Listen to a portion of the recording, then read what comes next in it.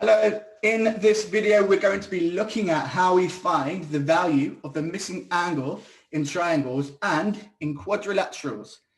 So let me share my screen with you. All right, first thing we need to know is we need to know what is meant by degrees. Okay, what do I mean by degrees? So if we look at this on the screen, we've got two lines, okay? There are two lines at the moment, they're separate from each other, but if we join them together, we can see that we have created an angle. If you look here, look, where it's joined, this is created like a corner, it's created an angle, okay? Now, when we measure the size of this angle, we do so using degrees, okay? So we don't know just yet how big this angle is, but let's say it's like 45, for example. We would say that this angle is 45 degrees, okay? So that's what we mean. It's a unit of measurement. Okay, but what we're going to do is figure out the missing angle in triangles and in quadrilaterals. So if we look at the next screen, we can see here a triangle on the screen. And one thing we need to know is that every single triangle in the universe, all of its angles, so one here, and one here, they always add up to 180 degrees. Always, okay? I was going to write it, but it's written here, okay? They always add up to 180 degrees. Now, we don't have to write the word degrees out. Instead, what we can do is we can write 180, and in order to show degrees, we can put a small circle right here, okay? And that says 180 degrees. Now, every triangle adds up to 180 degrees, and that's important because that's going to help us solve our problems today. So if we look at the next question, we can see on the screen that we have a triangle and we have this angle. We know the value, it's written here. This angle is 30 degrees and this angle, that's 50 degrees. They're already given to us. So we've got 30 and we've got 50, but we do not have this angle. We don't have that one. That's not been given to us, okay? So what do we need to do? Well, what we need to do is firstly, we need to calculate how much value of angles we actually have.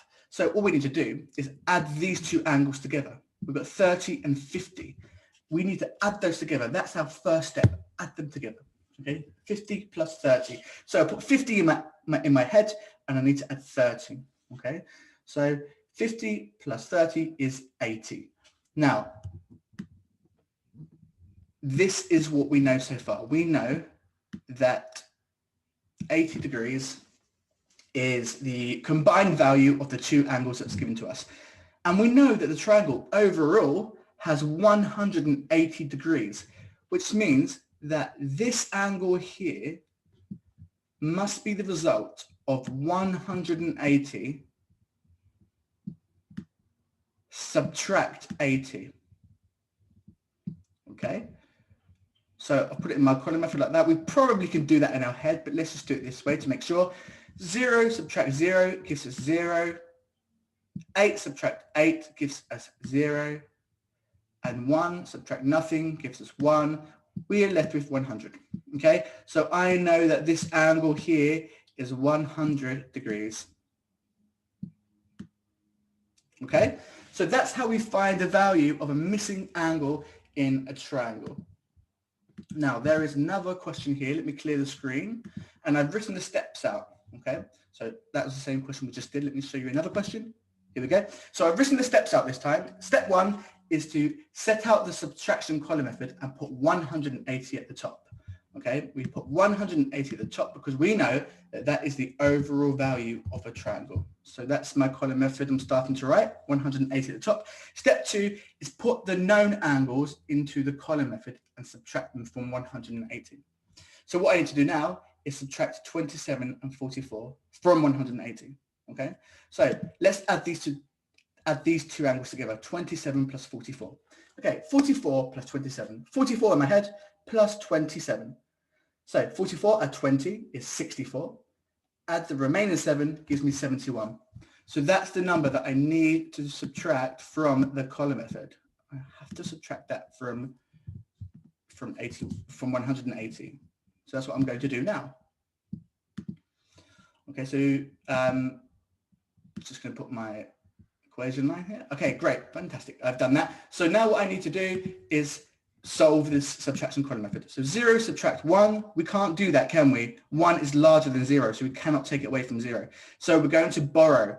We're going to borrow from the tens column. So let's cross 8 out and put 7 because we've borrowed 1. I'm going to put that 1 that we've borrowed in front of the 0. So now we've got 10 subtract 1, which gives me 9. And we've got 7 subtract 7, which equals 0. And we've got 1 subtract nothing, which equals 1.